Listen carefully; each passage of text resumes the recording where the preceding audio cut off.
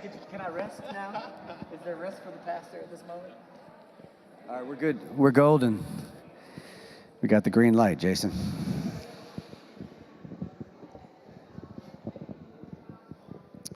Hello, everyone. Hello, hello, hello. Hello. Thank you. Thank you. Good afternoon, and thank you all for joining us for Talkback, a time we take each week to go deeper into... Sorry, can you hear me? You got to eat the mic, yeah. Can you hear me? Sorry. All right, good afternoon, everyone, and thank you for joining us for Talkback, a time we take each week to go deeper into discussion and have a conversation with our proclaimer, who this week is Pastor Ben. We will be discussing today's sermon as well as our verses from 1 Samuel, chapter 15, verses 34 through chapter 16, verse 13. So Pastor Ben, I want to thank everyone for joining us again, those of you who are here in person as well as those of you who are online. If you have additional questions, please feel free to write them on the note cards that you have. And if you are joining us virtually, please submit your questions via email to talkback@myersparkbaptist.org, and those questions will be answered in due time. So Pastor Ben, thank you. Thank you. A lot to unpack today in today's message. Yes. So first off, we'll start with the easy questions before we start to get really hard. Oh boy, okay. What was your process in going about crafting this message? See the heart. Yes, this week, well, first of all, I would like to say that titles for sermons come many, many months before the sermon. And I have a rule about preaching, which is don't let a bad title get in the way of a good sermon. So the title has nothing to do with where I went with this one. I picked that title because of that famous line that God says, God doesn't look upon people on outward appearances like mortals do. God looks upon the heart, and I thought that that was where I might go with the sermon. But as happens many weeks, there were some events this week that made me think a little bit differently about this text from 1 Samuel. I was really just energized by the fact that this old text, as I started my sermon with, from the late Bronze Age, had so much bearing on the world in which we live today, had so much in common with what's going on in American history right now. And I thought it would be a time to try to bring a little bit of what I saw in the text and what I saw this week with the conviction of former president, the 34 convictions of the former president, into the conversation, but also to move beyond that and to not just stay with the story of the current news cycle, but to ask the question, what do we do? How does this story speak to the moment of having a failed leader as a country, and the traumatizing experiences of that failed leader and other things around it? How does this story speak to where we might go, how we might think as a people, as individuals, as a country? And so I kind of let that spirit animate me as I worked through the text, and I was excited, surprised that Samuel's grief really became the catalyst for the whole sermon, which I still find very odd, and tried to preach it to you, but I find Samuel's experience of grief after this breakup with Saul still very interesting. And I would love to have Samuel here to tell us why he was grieving and what that grief experience was like, so that we could understand what that feels like. But I'm willing to bet a lot of the grief that we feel in our country right now, or as individuals, was probably very similar to the way that Samuel felt at that time. So I let that grief really kind of speak, and then I saw the ways in which that grief was impeding Samuel's vision, and that really sight and God's way of seeing versus our way of seeing, Samuel's loss of vision, Samuel being a prophet, Samuel's name means the one who hears God. So I thought it was interesting that, this one that hears God, you remember Samuel's calling story. He hears God calling to him. He keeps checking. And Eli says, no, nobody's calling to you. And he goes back to bed. So Samuel's very name is about listening to God, hearing from God. And now in this story, it's about his crisis of vision, his inability to see where things are going and how grief has kind of gotten him in this place where he can't see what's ahead for Israel or himself. And God leads him anyway, in spite of his blindness, to David and this very unorthodox anointing process that takes place in the text. God has already prepared a way forward. So I really was playing with the idea of sight versus listening, our eyes versus our ears, and how to think through those metaphorically and spiritually. And when we can't see, can we listen? When we can't see the way forward, can we do the listening that's needed for God to walk us through, even when we can't see where we're going? And so that's kind of how I got there. Thank you. So as a reminder, this is meant to be a conversation, so it's not just me posing the questions. If you do have a question that you want to pose, and I don't have it up here, Kevin will be coming around with the microphone. If you'll please just raise your hand, and please keep the question brief. But in recognition of something that you had just said, and here's a question that I was actually thinking as well. In terms of us as people of faith, sometimes not being able to always see what's next. This question is actually relevant to what I was thinking as well. In my spiritual practice of trying to be present and focus on accepting my current reality, I find myself thinking about the future. How can you do both? Living in both present as well as thinking about the future? Wow, that's a good question. I sometimes think that the concepts of past, present, and future are only really helpful in theory. Time, in some ways, is a construct. And we know this in looking at the universe and thinking about how God is not in time the way we're in time and space.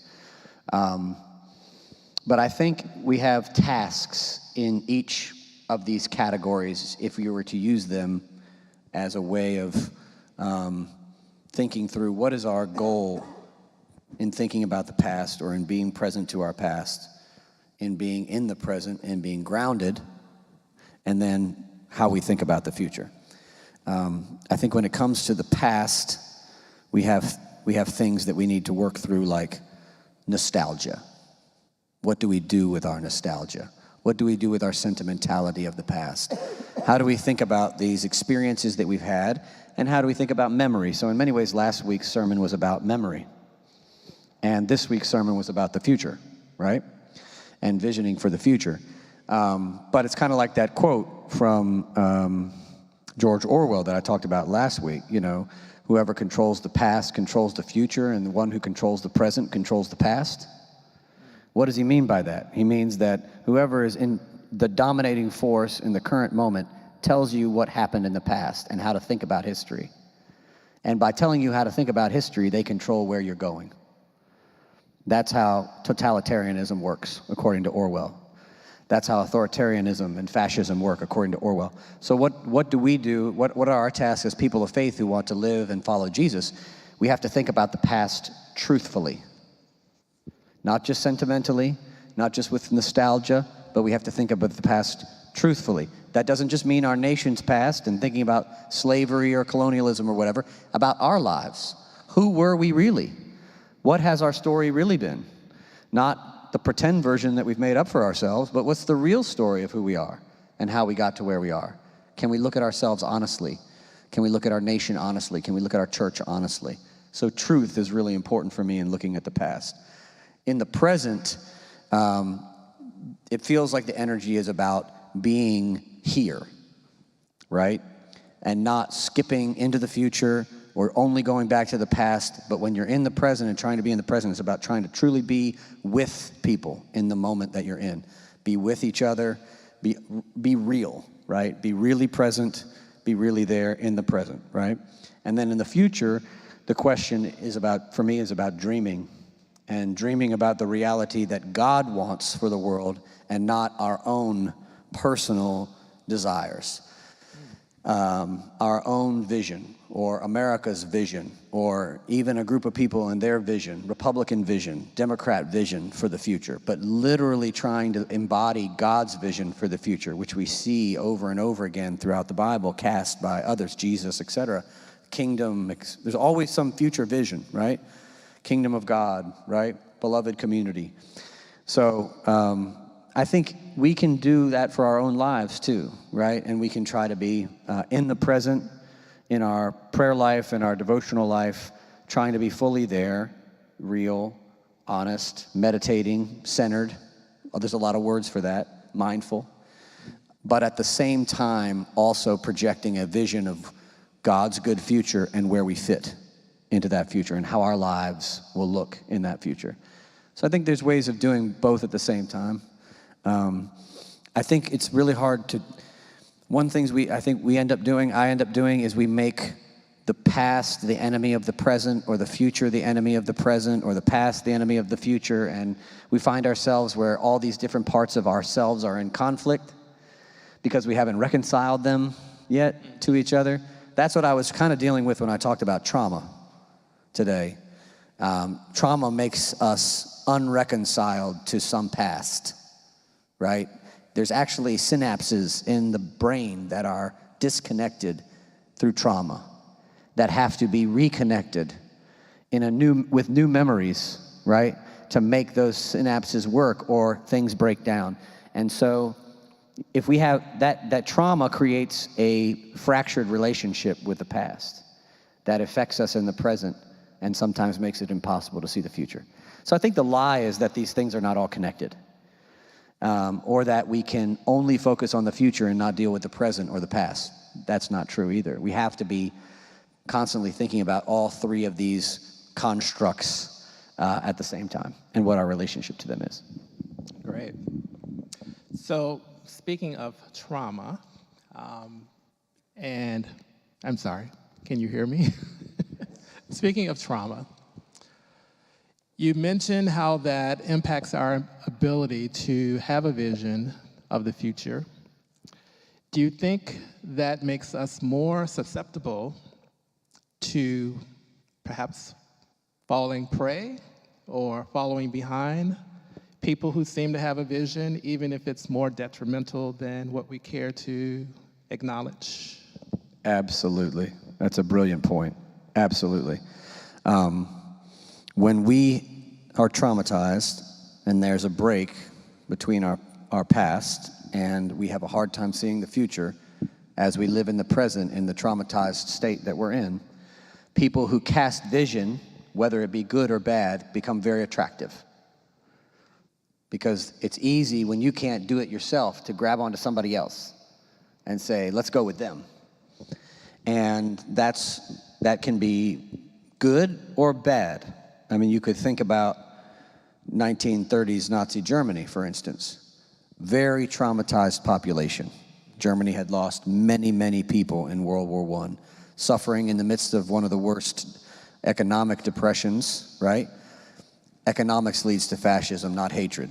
So it's economics that creates fascism. So you have this environment where people are traumatized economically. They've lost many loved ones in a war that maybe they shouldn't have even been in, World War I, that in some ways has a real troubling past in its relationship to colonialism. I think you can imagine the families missing loved ones that fought in the war, now having no money. Someone comes along and says, do you know what? You're amazing. And do you want to know why? It's not because of anything you've done. You're German. And Germans are amazing. Germans are the chosen people. Germans are fantastic. In fact, Germans are the best of everyone. Everyone else is below us. And the only reason we are where we are right now is because of these other people that have made our Germanness impure. Right? And we need to get back to a pure Germanness and away from that. And you can see how people with no vision, suffering in economic and military disaster, can latch on to the vision of someone who comes along and says, you're great. not because of anything you did, because you were born German. And there's a greatness in you because of that. Not because you're beloved and made in the image of God. That's not why you're great. You're great because you're German. And that national identity becomes the focal point of following someone with a very clear, I would say monstrous vision. But you can see how people would come along. You're not sure where your next meal is going to come from. You don't have, your husband and your son died in World War I.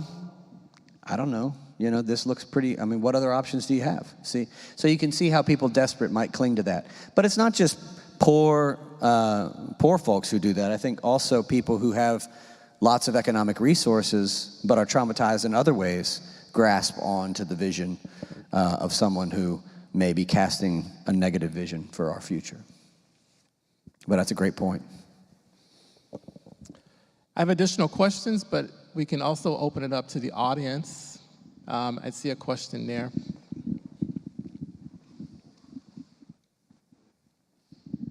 So following... If you wouldn't mind, please standing as well so we can see. Yeah, hi, Linda. Thank Hi, you. Linda. So following your analogy, what traumatized the Christian nationalists? What prophesied? Traumatized White Christian nationalists. Oh, good question. What traumatized white Christian nationalists? Oh, well, most white Christian nationalists are white, so let's start there. What traumatized white people? How did we get so traumatized? I've said this before, but let me remind folks. There's a reason that Europeans suddenly found themselves with the ability to conquer nations all over the world. And it wasn't because they were smarter, and it wasn't because they were better than nations in the global south. It was because they had spent hundreds of years perfecting how to kill each other and perfecting new and more heinous ways, more ugly ways to kill each other. Did you know they fought 100 years war over religion in Europe?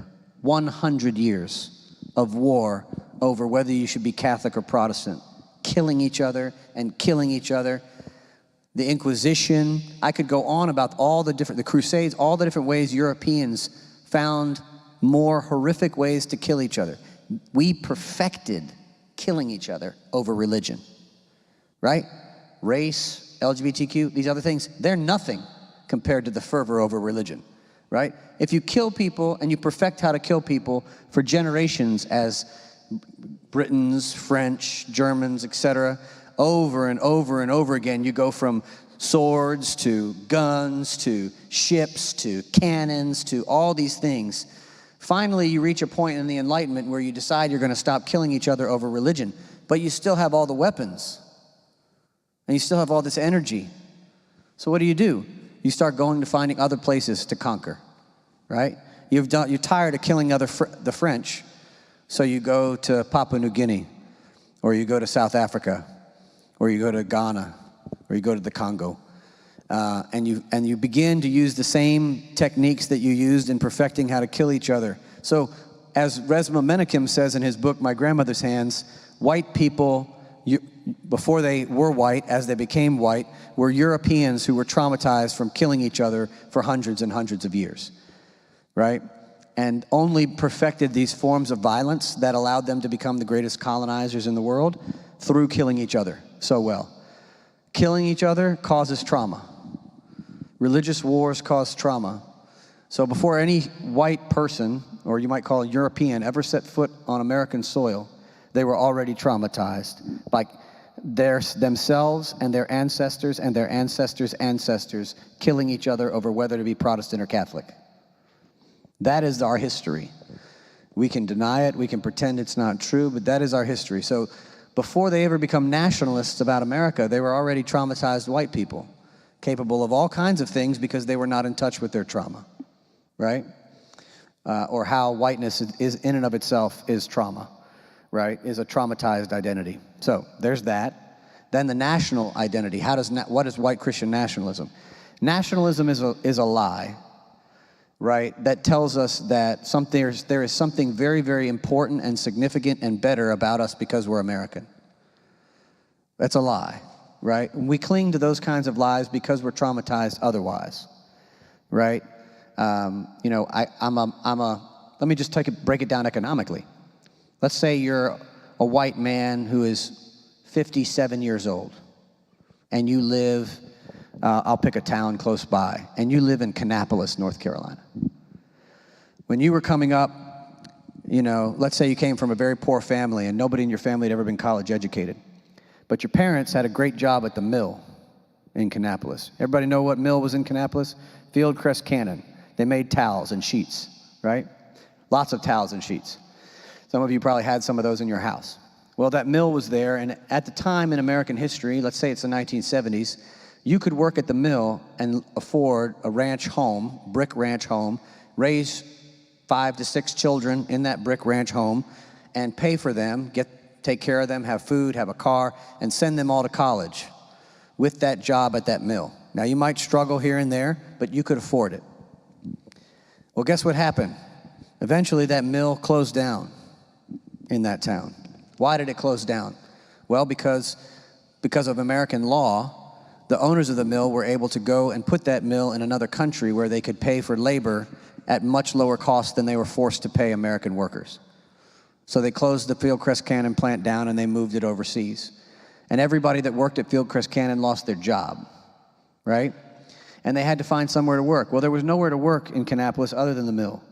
So many of them had to find jobs in retail or working at Walmart. And some of them worked their whole lives at Walmart or Dollar General or Best Buy or at one of the many malls that they built up and around Kannapolis. And that they could never afford the brick ranch house that their fathers and grandfathers could afford through those mill jobs. And that's what's happened in every small rural town in America, not just Kannapolis. You can pick any rural town, right? And they have been economically disinvested in, sometimes devastated through extractive capitalism, especially in places like Appalachia, where they would come in, mine for a couple years until the mine ran dry, take care of the people for a little while, exploit them with poor wages, but the people felt good because they had more money than they had before. Then suddenly the mine closes, the industrialist moves out, the people have nothing, and they're back to what they had beforehand. This has happened over and over and over and over again in American history, right? How do you survive in a mill town with no money? You celebrate the 4th of July. You celebrate Memorial Day. You put up a flag on your front porch, and you remember that no matter everything's horrible, at least you're American.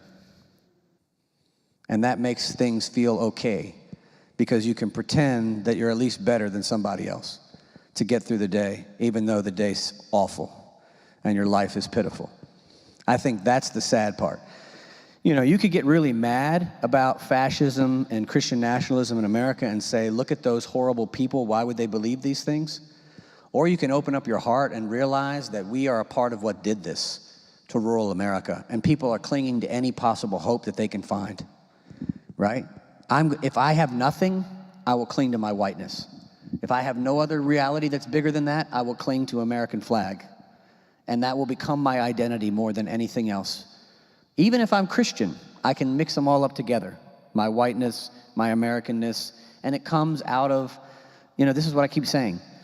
Fascism doesn't come from hatred, it comes from poverty. It comes from economic desperation. And we are an economically desperate country with the largest form of economic inequality ever in American history. And we have to do something about that, or we will be overtaken by fascism. And it might not even look like the way it looks today. It could be crazier and weirder. So we have to figure that economic problem out. All this business about, like, let's fix hate, if people could just stop hating, you can't fix hate, right? I mean, you can try. You can, like, teach people about love and make people go to church and whatever. No, but people don't become fascist because they're filled with hate. They cling to an ideology because it's the only thing that's making sense of their lives and gives them something to hope for, gives them some feeling of superiority or greatness that they don't have because they're economically disadvantaged. So, and you can go read the books on fascism. Some of you I can see out there have read books on fascism and recommended them to me to read. So you know that the history of fascism starts with economic deprivation. I think we get caught up in the rhetoric of the media and other things, and we start to forget that it's about money and not about hatred. And that's why we should be focusing our efforts on whatever political vision we can create for this country that gives more people financial equality, because that's what will save us. Thank you.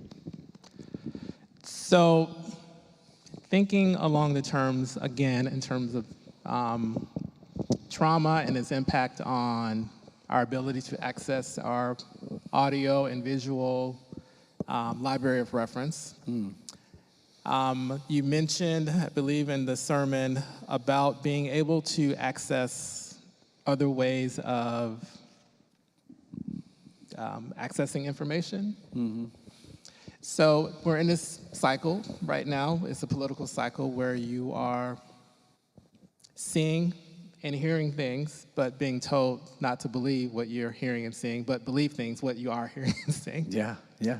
So where is the balance, and how do we make sense of kind of these two contrasting and opposing forces upon us?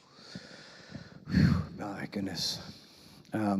This whole sermon, based on this text, could have been about a couple of things: propaganda and advertising, which are about basically the same thing. But, you know, when you think about the ways in which our eyes are deceived, a democracy is as bad as any other form of government about this, about not having any rules about what people can say and how they can lie to you to sell you something, right? And so you turn on the TV, and we joke about this. I've preached this in sermons, and it's like, you don't want your breath to stink. Nobody will like you, right? And you should have this Crest toothpaste because it makes your breath amazing, or these breath mints that everybody needs, and if you don't have them, your breath will stink and no one will talk to you, right? And so there's a fear that's driving, right? And that is the same way we use propaganda. Immigrants are coming across our border at an alarming rate. Vote for me. I hate immigrants, right? You know, like, it's the same. It's constant. We see it everywhere. We're being constantly marketed to based on our most primal instincts.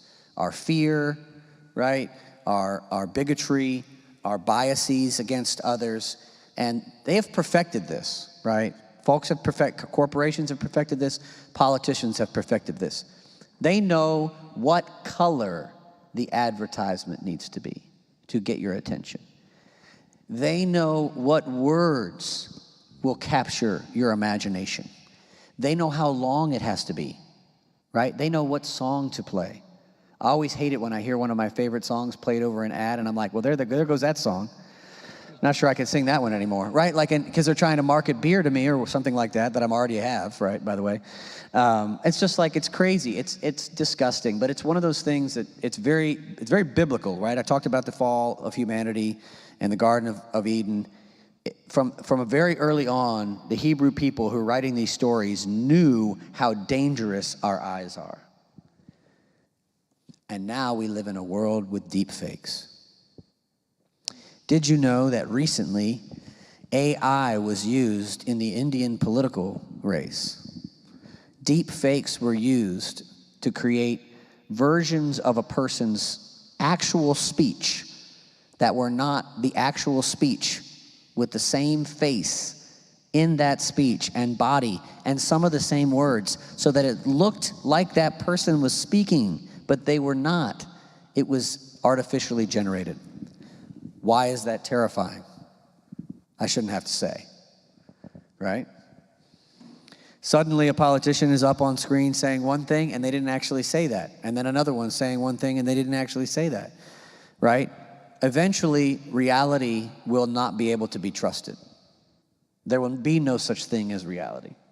There will be an artificially created world introducing to us every day, a new artificially created world. And they can use our mouths, our ears, our eyes.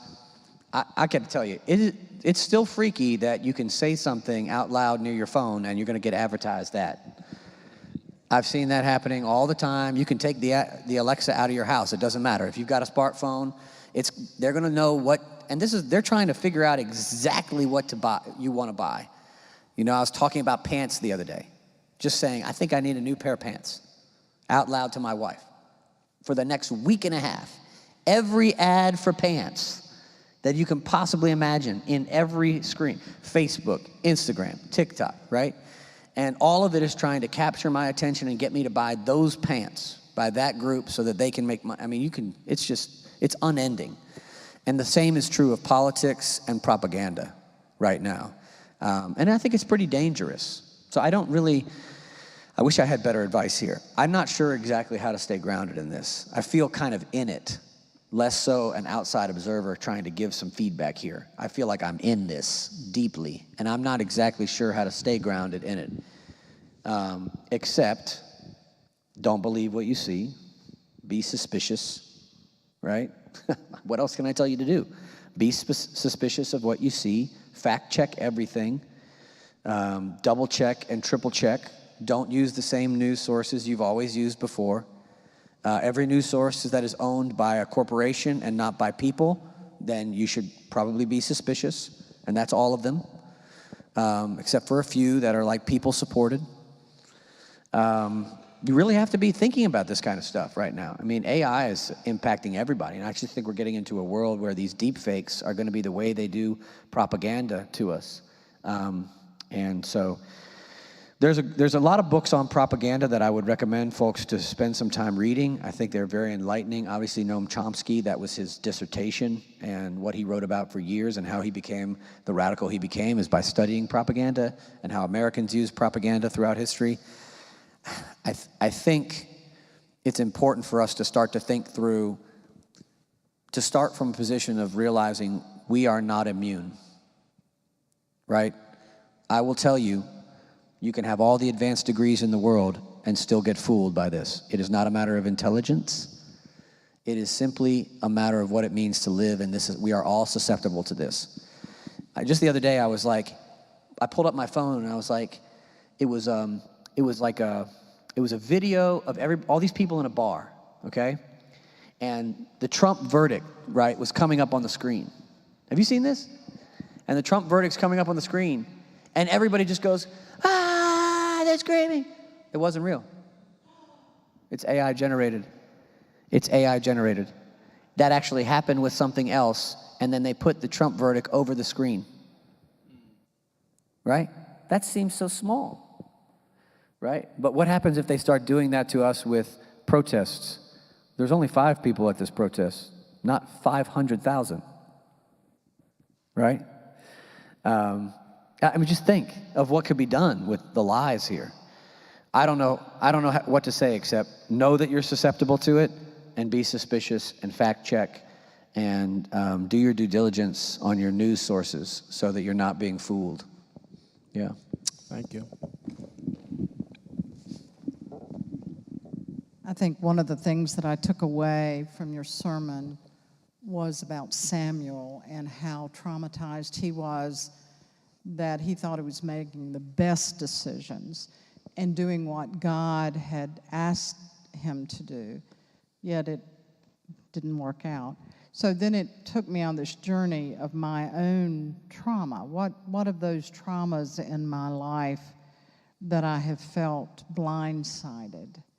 And I think more than the justice issues, which you do an incredible job of, I think for me, when we sang Be Thou My Vision, and it kind of put me in a place that I needed to be in, because when you're traumatized, I think you have to go back to a core of your faith and your belief that God is your vision, and that is who we're following and not anything else out there. I think it's beautifully said. One of the, first of all, I would say, I think our capacity to delude ourselves into thinking that we are walking the path or making great decisions or seeing the way God sees or doing what God wants us to do. That's why I ended with that prayer. I mean, I feel like there's a humility that's required. I I remember one of the most frustrating things for our strategic planner when we did our first strategic planning process is that somebody in the room said, we should probably just stop and not go forward because it's presumptuous to imagine that we could ever know what God wants us to do. That's true. Carol remembers this very vividly. She was leading that process. It's also extremely frustrating because you still need a vision. You can't just punt and say, well, we're human. We could never possibly imagine and know what God would want us to do. No, sometimes you have to just get a vision and it's not perfect.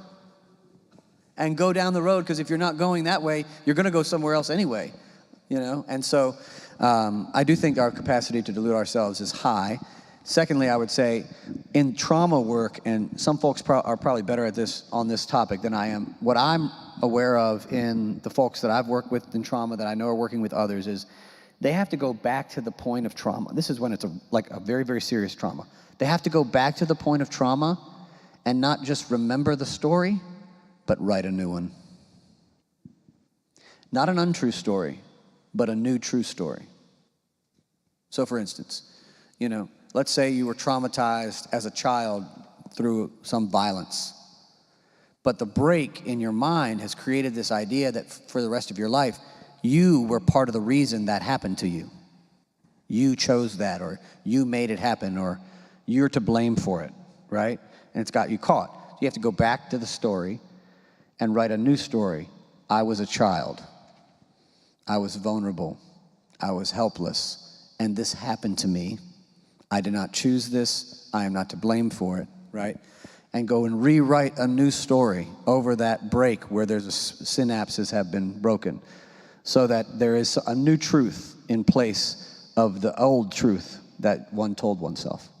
So I think we all have work to do on that for sure. Yeah, David. Following up to your comment about not knowing what God would want us to do, it comes right out of today's reading. And it said that God was sorry that he had chosen Saul. So sometimes I think God doesn't know what to do either. Amen. There's a whole field of theology on this point that I would strongly recommend. Process theology, for those of you who are not aware of process theology. It says that one of the great omnis, God is all present, God is all knowing, God is all powerful, God is all loving. One of them's got to be wrong. And so you got to pick which one you don't want or you don't think is right.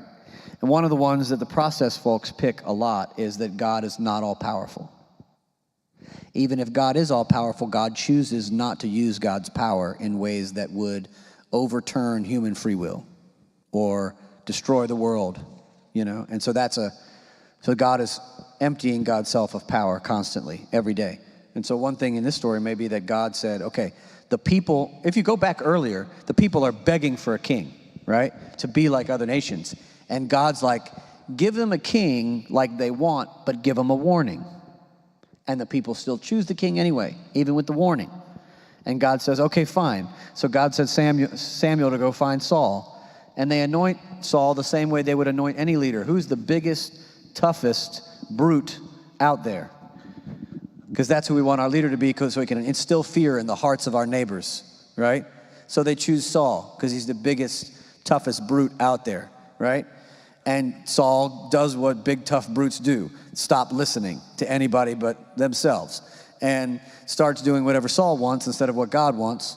And so God, rejects him and tells, Samuel, I've rejected Saul, I'm sorry. But it's almost as if God's repenting in that place. I'm sorry that I did this. But that's also Samuel. I'm sorry that I was a part of this. And I didn't realize what was going to happen. Maybe God didn't know. I don't know what was going to happen. I think that's part of the mystery of faith. But what was God supposed to do in that moment? Not give the people a king? What if they had decided just to rip Samuel in half because he didn't do what they wanted? Is that good too? Is that okay? I mean, it's hard to know, you know? Sometimes I think that passage to me, it's kind of scary because when God says, give the people what they ask for, even though it's wrong, what? You know? Like, God sometimes gives us what we ask, even if we shouldn't have asked for it and shouldn't have it. That's terrifying. That'll mess your prayer life up. Try that tonight, you know? Well, I really want this, God, but I'm not sure if I want it for me. Okay, only give it to me, God, if it's good for me, right? Like, if it's really good, it'll mess your whole prayer life up. But, you know, this is the geopolitics and the way in which the writers are trying to theologically understand the geopolitics of their country, of their nation, and what has happened to them. And they believe God has a message for them, even in the midst of the bad decisions they've made for themselves. I think we can learn something from that, can't we? I think. So here's a question from our audience. How would you assess God's choice of David as king? Didn't David's actions cause considerable trauma? And did David's shortcomings make it more necessary for there to be a Christ? For there to be Christ? For there to be a Christ. Oh, Lord. This is a long theological question. It's perfect for Sunday, is it not? Yeah. I think, one of the things I worry about when we spend all of our time on that line that says, you know, God only sees the heart, humans see on outward appearances, so choose this one, is then all of a sudden, after choosing David, it says what about him? That he was ruddy and beautiful. Had pretty eyes or something. I thought the appearances didn't matter. Why is that even there? Like, I thought this was about his heart. Why doesn't it say, and he was good inside? And he was a good man, a good human. No, it says he was ruddy and had beautiful eyes. What? So it's a confusing piece within the text for me. But I also think it's a foreshadowing, right? There will later be this great and famous passage that David is a man after God's own heart, right? There was even this great Michael Card song with that title that my father used to sing with his guitar to me when I was a child. It really makes you think about David, right? And it's a great song. But David is also going to be a flawed character, right? Who's going to make a pretty catastrophic failure multiple times. And will end as one who had God's favor, but will end with also disaster. And I think when we look at this text and we go into it, God already knew beforehand there are no perfect people and there are no perfect leaders. So if we have only the choice of imperfect leaders, who is the one that we're going to choose, right? In the midst of that. I think there's something pretty humbling about that. You know, David gets chosen. God knew David was going to mess up, I think. God knew David was imperfect. Does that mean David was the best of all the options? I don't know. But I think this idea that somehow every story in the Bible is about God's perfect will, I don't think that's helpful. I think it's every story in the Bible is about God being in the midst with the people as they're trying to figure out where to go and what to do. And sometimes the people do what God wants, and sometimes they don't. Sometimes they do and it ends in disaster. Sometimes they don't and it ends in disaster. And it's just, you know, God with us. That's the story. And if it's always God directing us to the perfect will of how we're supposed to go, that's what creates an architecture of perfection that I don't think anybody can live up to. And I don't want to be a part of that. I think we need to stay with God is with us, trying to help us do the best we can.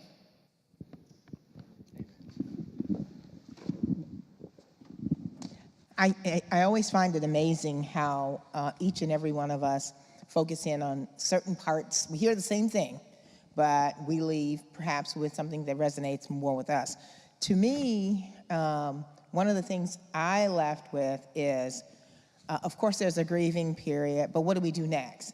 And at the end of the day, for me, it is, as a church, as a community, evaluating actions, because stewing about all of the trauma and not moving beyond that trauma will be like shooting ourselves in the foot, because we know we will continue to be traumatized by things that happen in the world. It is the world in which we live. If we approach this with a defeated attitude, as opposed to looking collectively how we can take action, learn from our mistakes, move forward, both as a church and as a community, we will not thrive. And so it's so important for us to walk away with, okay, how can I impact that change? How can I help us get beyond the grieving of those changings, of that trauma? So to me, it's a challenge. It's a challenge, and you can't expect you're always going to have the perfect leader in any particular situation, be it the government, whatever the case may be. But how can you impact change? What is your circle of influence? I think that's really important, the important pieces I got from the message. Yeah, that's a through line in the message as well. I mean, the story begins with God saying, "How long will you grieve?" That's kind of an insensitive question from God. You know, Marina, they teach you that question in pastoral care classes. You don't go into a hospital room and say, "How long will you grieve?" You know, it doesn't really work. But God says it, so I don't know. Maybe it's right. But it's a tough question for Samuel. It's a challenging question to Samuel. It's almost like God's like, "Hey, look, this thing is over. This new thing is here. Come on, I need you. You know, go. I need you to go to Bethlehem." And I think that's because, if I'm on track with you here, Carla, that phrase that I use from Proverbs, I really believe this is true. Without a vision, people die. Sometimes with a vision, people die. But without a vision, people die. And that's not just physically, that's also emotionally, spiritually, collectively, communally. We have to have a vision. And so you can't leave Saul. God is not going to leave Samuel in limbo forever with no vision. In fact, God's not even going to allow Samuel the time to grieve the way Samuel wants to grieve, or wait for Samuel's eyes to open and see the vision. God doesn't have time for that, because people are going to die, right? Israel is without a king at this moment. They think they have one, but God's rejected that king, so they are without a king. And Samuel's called to move into the new future that God is creating, and to build the new beginning, and to cast new vision around this new character named David. And there's no time, to wait around. Why? Because the people are vulnerable. They are vulnerable to being led by Saul down a bad path. They are being vulnerable to going off a path on their own. They're very vulnerable. And so God is going to intervene to create the vision when there's no vision present by the current leader. And I think there's a message in that for us. We have to have vision. We have to have a vision. It has to be collectively shared. And we have to walk that vision even if it's not perfect. And we got to figure out how to do that together. That is a very challenging thing to do in a church that is democratically led. And so pray for your deacons. You should be praying for them every day. And they have that task ahead of them, is to create, and to build and to cast the vision for where we're supposed to go as a church. That is very challenging. And then they need the conviction to walk it. Also very challenging. So I would say pray for your deacons and pray for vision, because we need it. I think maybe we'll wrap up now. Okay, yeah.